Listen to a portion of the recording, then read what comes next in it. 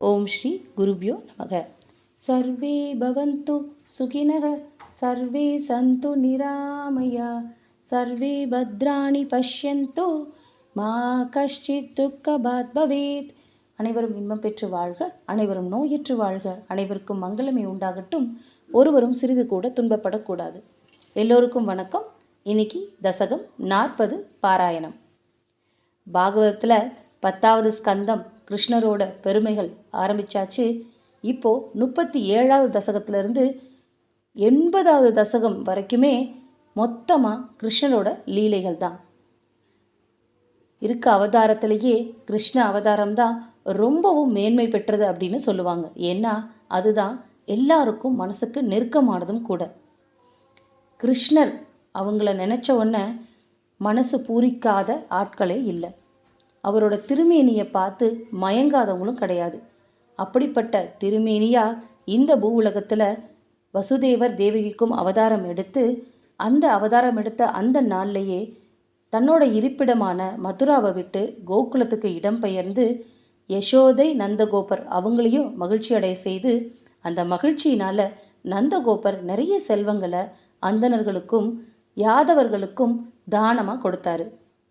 இப்போது குருவாயூரப்பா நந்தகோபர் தானமெல்லாம் அழிச்சிட்டு அரசனுக்கு கப்பம் கட்டுறதுக்காக மதுராவை நோக்கி வந்தார். இந்த நேரத்தில் மதுராவில் தன்னோட நண்பனான வசுதேவரை சந்திச்சார்.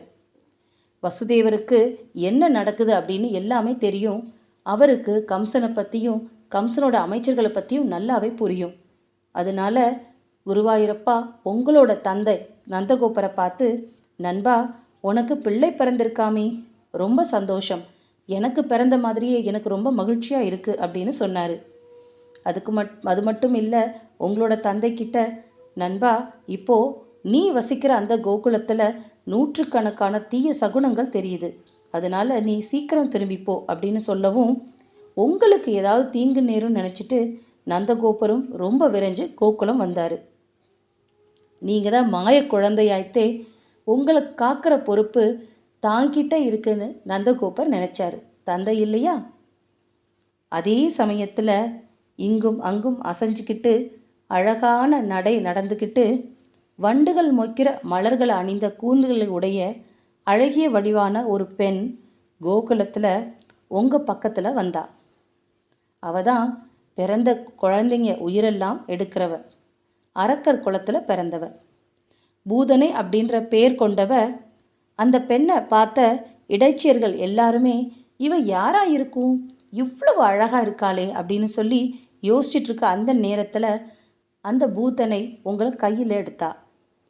தன்னோட அழகான நடை உடை பாவனையால் அங்கே இருக்க எல்லாரோட மனசையும் அப்படி கவர்ந்துட்டு யாராலையுமே அவங்களால தடுக்க முடியல.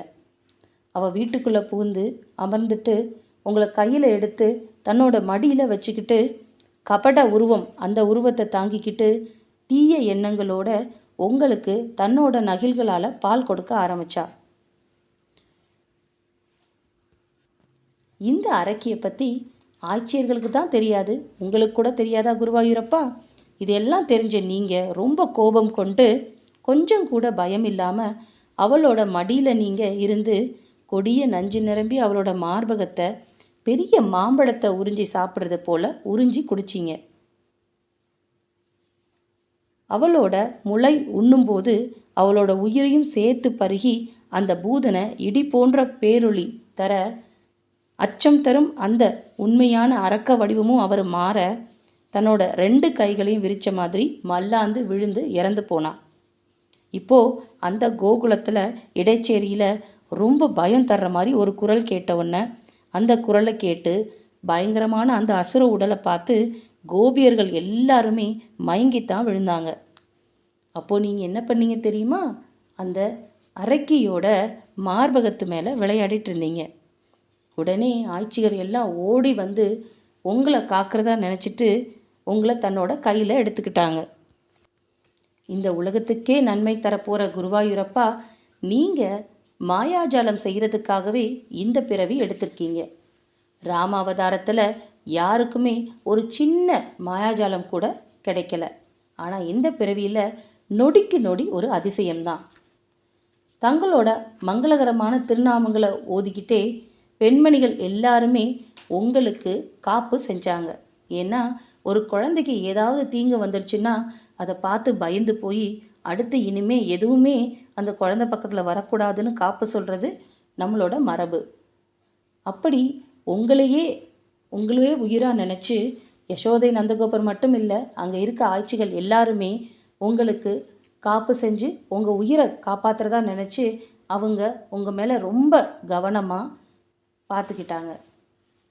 அப்படிப்பட்ட நீங்கள் அடிமையாகி என்னோட நோய் கூட்டங்களை போக்கணும்னு சொல்லி இந்த தசகத்தை முடிக்கிறாரு பட்டதிரிகள். ஒரு பெரிய, அதுவும் கண்ணுக்கே பிரமிப்பான ஒரு விஷயம் நடக்கிறத பார்த்து அந்த இடைச்சேரியில் அந்த ஆட்சிகளோட மனது எப்படி பதறி இருக்கும் இல்லையா? கிருஷ்ணன் மாயம் செய்ய போகிறாரு, தான் இந்த உலகத்துக்கு நல்லது செய்ய வந்திருக்கோம் அப்படின்னு கிருஷ்ணனுக்கு மட்டும்தான் தெரியும். ஆனால் சுற்றி இருக்கவங்க எல்லாத்துக்குமே என்னமோ நடக்குது, அது நம்ம கையில் இல்லை, ஆனால் ஒரு குழந்தைய இப்படி யாரோ வந்து கொடுமைப்படுத்துகிறாங்கன்னு தெரிஞ்சுக்கிட்டு அவங்க மனசெல்லாம் என்ன பாடுபட்டிருக்கும். கண்ணனுக்கு, அதாவது மகாவிஷ்ணுவுக்கு எவ்வளோ திறமை இருந்தாலும் அவர் தன்னை காத்துக்க போகிறாருன்னு அவருக்கும் தெரியும், இந்த உலகத்தை காக்க போகிறாருன்னு தெரியும். ஆனால் அங்கே இருக்க சாதாரண மக்களுக்கு இது எதுவுமே தெரியாமல் அந்த மாயங்களால் சூழப்பட்டு அங்கே நடக்கிற அதிசயத்தையும் பார்த்து அவங்க ஒரு பக்கம் பயமாகவும் ஒரு பக்கம் பிரமிப்பாகவும் ஒரு பக்கம் நிறைய சந்தேகங்களோடவும் இருந்தாங்க. அப்படிப்பட்ட அந்த ஆட்சியில் இருக்க அந்த கோகுலத்தை நினச்சி நாம் வணங்கி இந்த தசகத்தை முடிப்போம். ஆட்சிகளாக பிறக்க என்ன தவம் செஞ்சாங்களோ, தேவர்களாக இருந்தால் கூட அந்த விதமான மாயைகளை பார்க்கறதுக்கு ரொம்ப கொடுத்து தான் வச்சுருக்கணும். கிருஷ்ணா கிருஷ்ணா முகுந்தா ஜனார்த்தனா கிருஷ்ண கோவிந்த நாராயண ஹரே, அச்சுதானந்த கோவிந்தா மாதவா சச்சிதானந்த நாராயண ஹரே. ஸ்ரீ குருவாயூரப்பா சரணம்.